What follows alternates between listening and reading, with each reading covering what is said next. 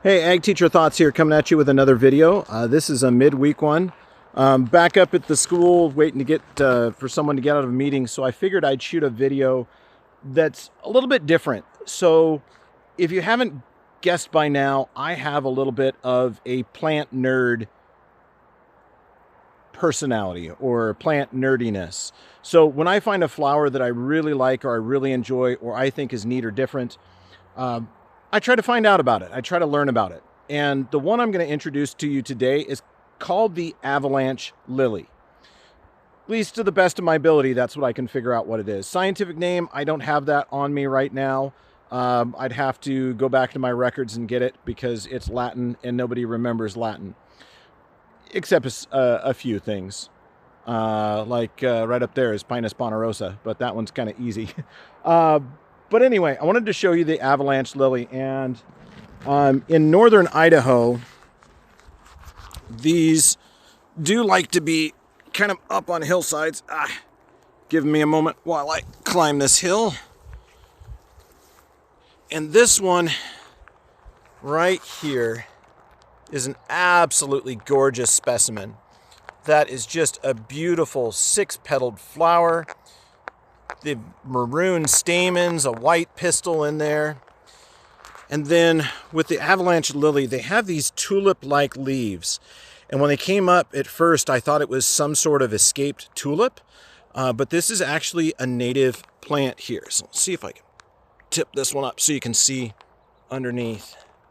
But those, I'm bouncing on a hill. There we go. Those are the petals and the flowers for the Avalanche Lily. Now, as you're looking here, you might notice right here, those of you that hunt might recognize that I am in the middle of a deer trail here that goes through this area. And the Avalanche lilies, they are an early spring food for deer. They are highly nutritious for them, and it is a forage plant, so they are edible to deer. I haven't seen any feeding on it. Of course, you know, they don't really like you to be out and about watching them while they're eating. No, they come down to the football field at our school. But the Avalanche lilies, if you kind of look up here, you can kind of see a spattering of the flowers, the yellow. I just barely missed it. Last week was the peak of the Avalanche lilies, and I forgot to get here to film them. I've been checking in, and at first they weren't there, and then they weren't there, and they weren't there, and all of a sudden they're in bloom, and I completely missed it.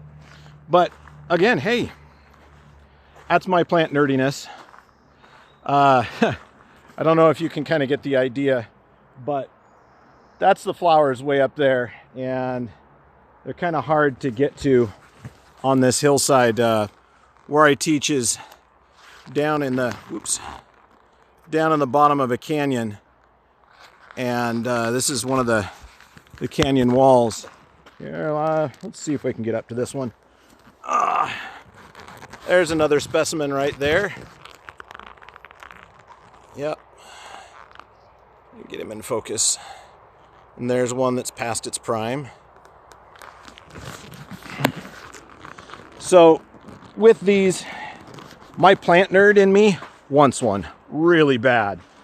But like any good agronomist or horticulturalist, the natural plants stay in their natural situation. This is not something I'm going to come up and harvest.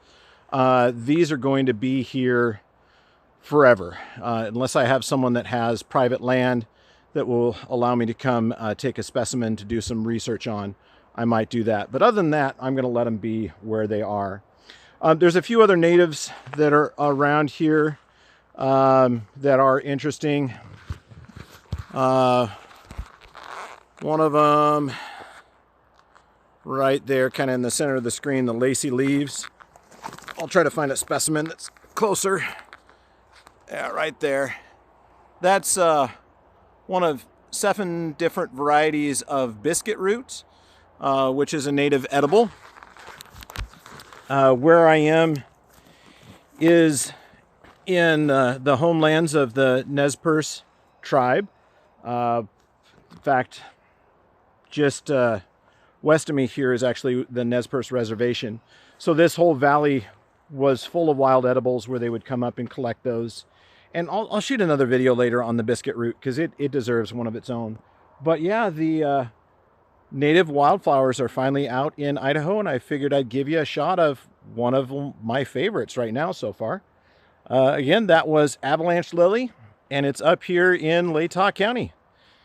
All right, catch you later.